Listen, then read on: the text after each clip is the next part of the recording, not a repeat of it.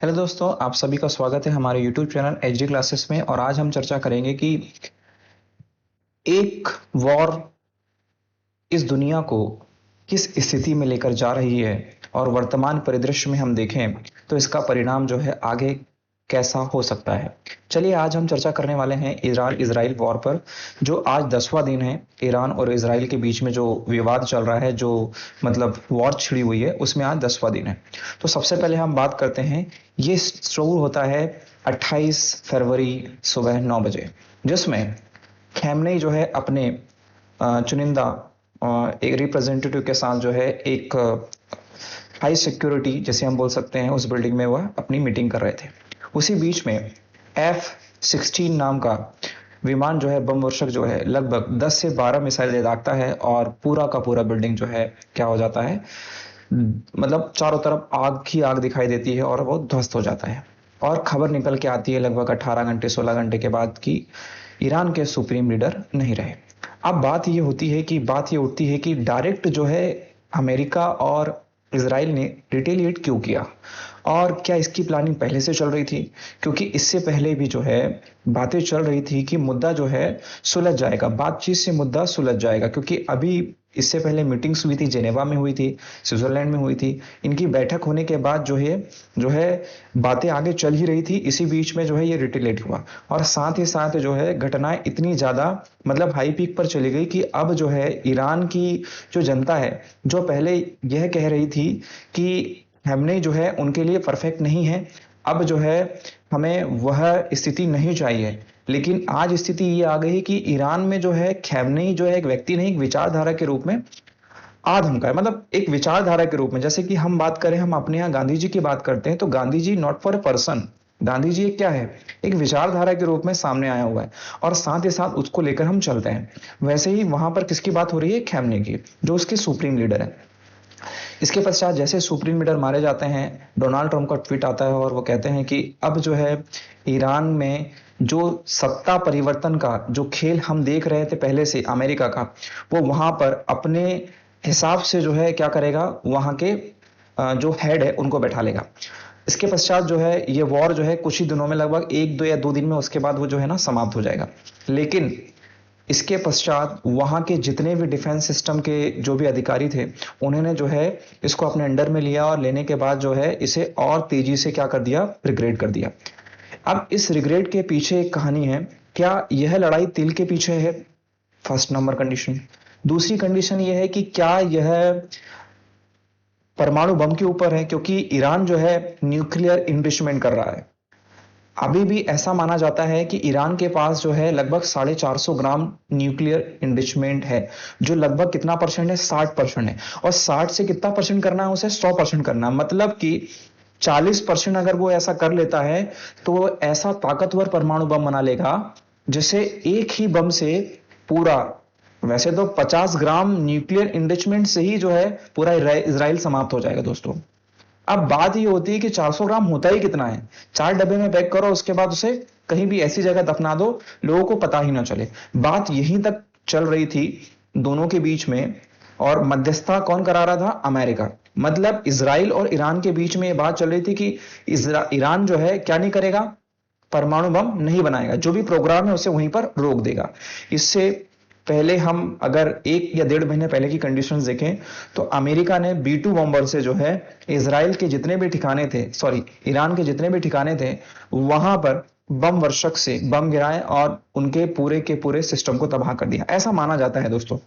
लेकिन अभी एक घटना और निकल के आई है कि ईरान में जो है एक अर्थक्वेक आया, और अर्थक्वेक आने के बाद वो देखो अर्थक्वेक भी कैसे आया, किस कंडीशंस में आया, जहां पर पूरा का पूरा सुनसान इलाका है, पूरा रेतीला इलाका है, पहाड़ी वाला क्षेत्र है, और ये किसके करीब है दोस्तों? ये यूएई के करीब है। वहां पर एक अर्थक्वेक आया, तो ऐसा माना जाता है कि क्या ईरान ने जो है डेवलप तो नहीं कर लिया है परमाणु बम? और दूसरी चीज, विशेषज्ञों का कहना है कि अगर ईरान परमाणु बम बना भी लेता है तो वह किन मिसाइलों का उपयोग करेगा? क्योंकि आप देखते हैं कि मिसाइलों का जो तिकोना हिस्सा होता है, सामने वाला हिस्सा, वह पेलोड को ले जाने में सक्षम होता है, और उसके पीछे पूरा सिस्टम लगा होता है उसे धकेलने के लिए। और ईरान के पास जो है सटीक तकनीक है दोस्तों, मतलब ईरान जहां चाहे वहां मिसाइल दाग रहा है। इसका परीक्षण आप देख चुके होंगे। ईरान ने जो है पर्शियन कंट्रीज के अलावा जो है उसके आसपास जो कुवैत है, साथ ही साथ हम देख सकते हैं वहां पर सऊदी अरेबिया है, दुबई है, उन क्षेत्रों को टारगेट किए हैं जहां पर अमेरिका बेस बनाकर बैठा है और ईरान ने सख्त आदेश दिए थे कि उन्हें वहां से क्या करो, बाहर निकालो। दूसरी चीज अमेरिका ने क्या किया, अमेरिका ने सबसे पहले यह कहा कि हम अपने सैनिकों को वहां से निकाल रहे हैं, लेकिन जब यह जंग छिड़ी उससे पहले अमेरिका ने कहा था कि हम वहां से अपने सैनिक निकाल रहे हैं, लेकिन अमेरिका ने ऐसा नहीं किया। तो अमेरिका के इस बर्ताव के कारण ईरान जो है उनके उन क्षेत्रों पर, उन ठिकानों पर जो है हमला कर रहा है जहां पर अमेरिका के बेस है, और उन्हें भी थोड़ा सा नुकसान हुआ है, लेकिन सबसे ज्यादा नुकसान किसका हुआ है, ईरान का हुआ है दोस्तों। क्योंकि ईरान के पास जो है पूरे क्षेत्र में जो बसाहट है, उनके बीच में जो मतलब उनके जो सुप्रीम लीडर रह रहे थे, इसी बीच में जब इजराइल की एक मिसाइल आकर गिरती है तो उसी के थोड़े से समीप जो है एक स्कूल था, वहां पर भी वो मिसाइल गिर जाती है जिसमें लगभग 180 बच्चों की मृत्यु हो जाती है। पूरी इंटरनेशनल मीडिया में इसका मतलब बहुत बड़ा बूम बनता है और लोगों के द्वारा बोला जाता है कि यह चीज मानवता के खिलाफ है, तो प्लीज इसे रोका जाए। लेकिन ईरान जो है, ईरान अपनी संप्रभुता को बनाए रखने के लिए, और यह भी सही है दोस्तों, क्योंकि कोई भी देश जो है ये नहीं चाहता कि वह अपनी संप्रभुता जो है किसी दूसरे के हाथ में सौंप दे। जैसे अभी हाल ही में आपने देखा इसराइल के बारे, हाल ही में आपने देखा किसमें, आपने वेनेजुएला में देखा। वेनेजुएला में जो जनता थी वो किसके खिलाफ थी, वहां के प्रेसिडेंट के खिलाफ थी, मतलब वहां के जो सुप्रीम लीडर थे उनके खिलाफ थी, जिनका नाम मादुरो है। तो उनका सपोर्ट लेकर जो है अमेरिका ने वहां पर सत्ता ही बदल डाली। तो ऐसा यहां पर भी वो चाह रहे थे, क्योंकि इससे 1 महीने पहले या 15 दिन पहले पूरा का पूरा ईरान जो है, पूरे के पूरे तेहरान में पूरी सड़कों पर जनता आ चुकी थी, किसके खिलाफ, खमेनी के खिलाफ और वहां की सरकार के खिलाफ। क्योंकि वहां पर जो है एक धर्मगुरु जो है पूरे सरकार को कंट्रोल करता है। सोचिए, मतलब कोई ऐसा देश जहां पर धर्मगुरु उस चीज को क्या करे, कंट्रोल करता है, और वही सुप्रीम लीडर माना जाता है। जैसे हिंदुस्तान की बात करें तो हिंदुस्तान में लोकतंत्र है दोस्तों। लोकतंत्र में किसकी बात, किसकी चर्चाएं होती है, जिसके पास पावर होती है वो होता है हमारा प्रधानमंत्री। और हमारे यहाँ जो राष्ट्रपति होते हैं, राष्ट्रपति के पास नाम मात्र की पावर होती है। वैसे अमेरिका में अगर देखा जाए तो अमेरिका में भी लोकतंत्र है, लेकिन अमेरिका में जो पावर होती है दोस्तों वो किसके पास होती है, वहां के प्रेसिडेंट के पास होती है, याद रखना। और वर्तमान में जो राष्ट्रपति है, जिसे हम सन की भी बोल सकते हैं, जो भी बोलना, जितने भी शब्द अगर आपके मन में है वो भी सबसे कम पड़ जाए तो डोनाल्ड ट्रंप का नाम आ जाता है। मतलब गालियां भी कम पड़ जाएगी व्यक्ति के लिए, मतलब इतना सन की व्यक्ति है वह। जैसे फॉर एग्जाम्पल अगर हम बात करें, सोकर उठकर भी व्यक्ति ऐसा बोल जाता है कि जिसकी कल्पना ही नहीं की जा सकती हो। और डायरेक्ट जो है एक अभी मुद्दा छुड़ा हुआ है, जिसे हम क्या बोलते हैं, ट्रेड के लिए जब हम लोग एक दूसरे से आयात निर्यात करते हैं देशों से, तो वहां पर टेरिफ वॉर छिड़ दिया है इसने। टेरिफ वॉर का मतलब ये होता है कि यहां पर जैसे अगर मैं आपसे कोई सामान खरीदता हूं तो उस पर अतिरिक्त टैक्स लगाने का। अब अमेरिका ने भारत के व्यापार को कैसा समझा है, और अमेरिका भारत को इतना क्लोजली क्यों मानता है, और अमेरिका यह जानता है अगर भारत जो है चाइना के समीप चला जाता है या फिर रूस के समीप चला जाता है तो मिडिल ईस्ट में जो पावरफुल कंट्री है, जो बेसिस उसको चाहिए, वो इंडिया से दूर चले जाएंगे। इसीलिए अमेरिका जो है किसके समीप जा रहा है, इंडिया के समीप जा रहा है। और उसने सन 90 से हमारे लिए सारे क्षेत्र में रास्ते खोल दिए, और आयात निर्यात के लिए टैरिफ भी कम लगाए, मतलब ना के बराबर फ्री ट्रेड एग्रीमेंट था, उसे भी क्या कर दिया डोनाल्ड ट्रंप ने, खत्म कर दिया। अब बात यह उठती है कि यूरोपीय संघ उसके खिलाफ क्यों हो गए, क्योंकि उसमें भी मुद्दा है कि अमेरिका चाहता है ग्रीनलैंड को लेना, और वहीं पर वो मुद्दा समाप्त हुआ। लेकिन सही मायने में अगर बात देखें कि अमेरिका इस जंग में क्यों कूदा, क्योंकि अमेरिका के जो राष्ट्रपति है डोनाल्ड ट्रंप, उसका नाम एप्स्टेन फाइल में आ चुका है। अगर वो रिलीज होती तो पूरा का पूरा अमेरिका की नजरें किसके खिलाफ हो जाती, डोनाल्ड ट्रंप। और आपको मालूम है कि अमेरिका में मिड टर्म्स इलेक्शन होने वाले हैं। जब मिड टर्म इलेक्शन होते हैं तो उसमें सारी की सारी बातें जो है रखी जाती है, उसके बाद सीट डिसाइड करती है कि आप अगले 3 साल या 2 साल तक राष्ट्रपति बने रह सकते हैं कि नहीं रख सकते। अगर इसमें डोनाल्ड ट्रंप की पार्टी अगर हार जाती है तो उनके खिलाफ अविश्वास प्रस्ताव आएगा, और उसके बाद उनकी कुर्सी चली जा सकती है। तो उन्होंने जानबूझकर जो है, ऐसा तो नहीं कि इजराइल के साथ मिलकर जो है ईरान के खिलाफ जो है मोर्चा खोल दिया, ऐसा भी हो सकता है। एक और बात है, यहां पर बात होती है एटम बम, परमाणु बम की बात हो रही है। परमाणु बम जो है बनाने के लिए आपके पास जो रॉ मटेरियल है वो होता है यूरेनियम U-235, है ना, 92U-35 यूरेनियम। लेकिन अगर मैं प्रकृति से बात करूं तो यूरेनियम किस फॉर्म में मिलता है, तो यूरेनियम मिलता है 92U-3839 में मिलता है। ओके, अब उसको क्या करना पड़ेगा, इंडिच करना पड़ेगा। इंडिचमेंट का मतलब ये होता है कि एक बड़ी सी चक्की होती है, जैसे आपने आपके घर में मक्खन निकालने वाली मशीन होती है ना दोस्तों, वैसी मशीन होती है। उसमें जो है आपको यूरेनियम डालना पड़ेगा, उसको बहुत तेजी से घुमाना पड़ेगा। जब बहुत तेजी से घुमाएंगे तो क्या होता है कि जो 239 था ना यूरेनियम, वो काय में बदल जाता है, 235 में बदल जाता है, और उसके बाद उसे क्योर करा जाता है, सिक्योर करा जाता है। तो ऐसा माना जाता है कि ईरान के पास अभी भी 40% वाला 400 ग्राम यूरेनियम है, और यह पूरा का पूरा अमेरिका को तबाह करने के लिए सक्षम है दोस्तों।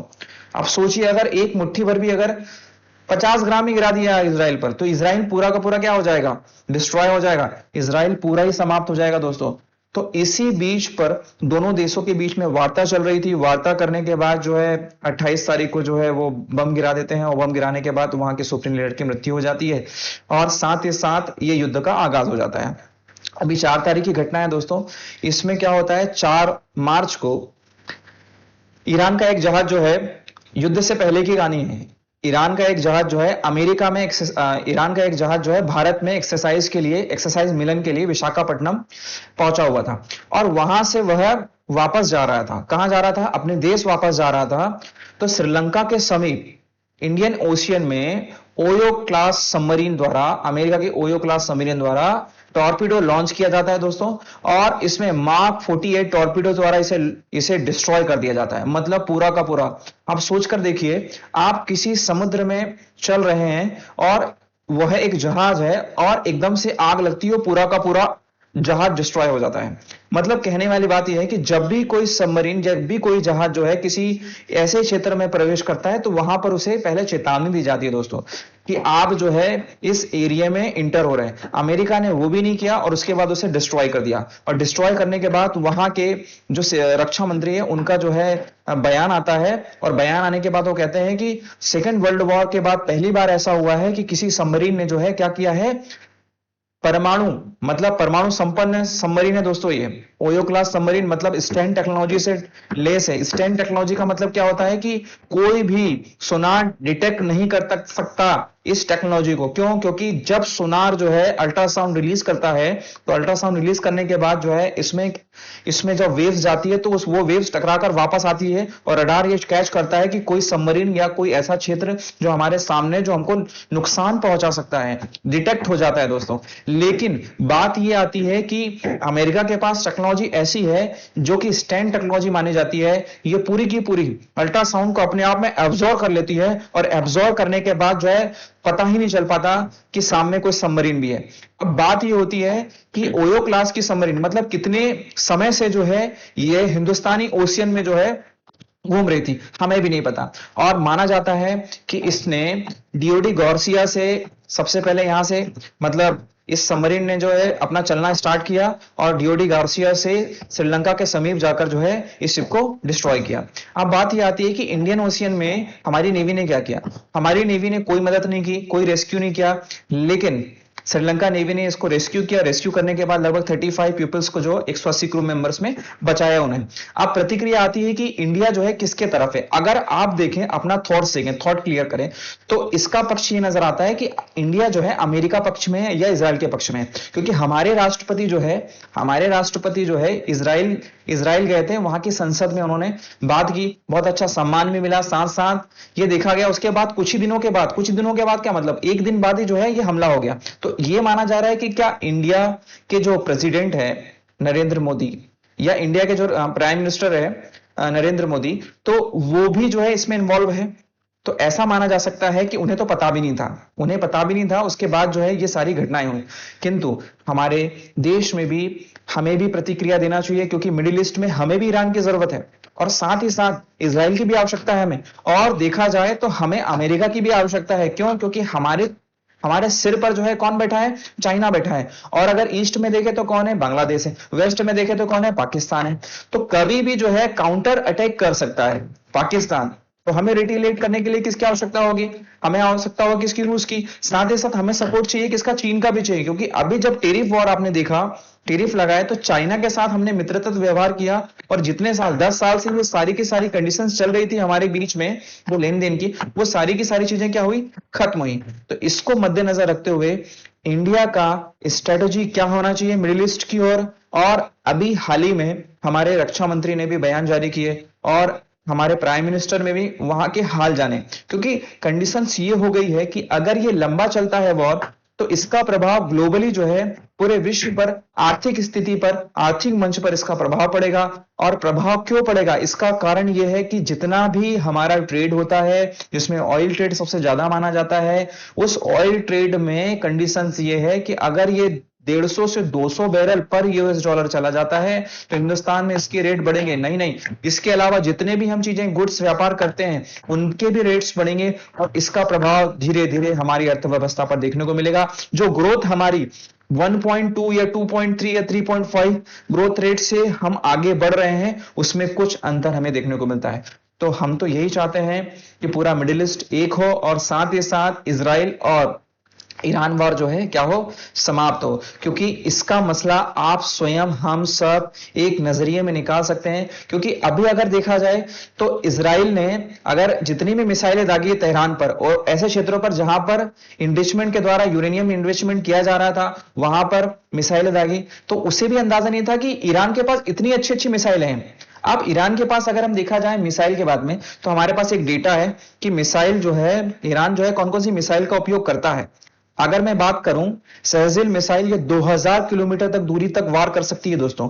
मतलब इतनी लंबी की दूरी तक वार करने वाली मिसाइल है। वैसा माना जाता है कि ये तो सहजिल लगभग 3000 3,500 किलोमीटर अगर यहां से दबाओगे तो सीधा सीधा कैरिबियन सी में जाकर गिरेगी, इतनी लंबी दूरी तक है। दूसरी बात करें शाहीन 3 मिसाइल, ठीक है, शाहीन 3 मिसाइल अगर हम बात करें, साथ ही साथ खैबर, और इसके बाद सबसे पहले बात करते हैं हम, ऐसा ड्रोन बनाया इन्होंने कि एक बार उड़ाओ और उड़ने के बाद जब तक ये टारगेट तक नहीं जाता ना, जब तक फटता नहीं। अब जैसे मैं आपसे बात करूं कि दुनिया में इसके लिए जो मिसाइल वगैरह होते हैं, और साथ ही साथ जो ऐसे मतलब ड्रोन होते हैं जिनको हवा में ही वार करने के लिए, मार करने के लिए मिसाइल डिफेंस सिस्टम बनाए गए हैं। तो आयरन डोम का नाम सुना होगा आपने, थाड़ का नाम सुना हो। थाड़ जो है अमेरिका यूज करता है दोस्तों, और आयरन डोम कौन यूज करता है? ये करता है इजराइल। तो इजराइल के आयरन डोम जो है इसे डिटेक्ट ही नहीं कर पा रहे हैं। अब डिटेक्ट तो कर पाते हैं, अब एक साथ जो है मान लो 100-200 अगर एक साथ भेज दिए आपके तरफ, तो कितना डिटेक्ट करेगा? 10, 50, 60, 70, 80, 90, 100, फिर भी 5-6 तो गिरेंगे ना आपके ऊपर, और जब गिरेंगे तो भारी नुकसान पहुंचाएंगे। इसका प्रभाव भी इजराइल पर देखने को मिल रहा है। तेल अवीव से घटना देखने को आ रही है कि वहां की बिल्डिंगें डिस्ट्रॉय हुई है, बहुत सारा क्षति हुआ है। साथ देखो, इसका सपोर्ट हम मानते हैं कि अमेरिका जो है लगभग मतलब जितने भी वेपन्स है वो किसको दे रहा है? इजराइल को दे रहा है, और इजराइल इनका प्रयोग कर रहा है किसमें? इस युद्ध में यूज कर रहा है। अब इसका आने वाला प्रभाव क्या देखने को मिलेगा?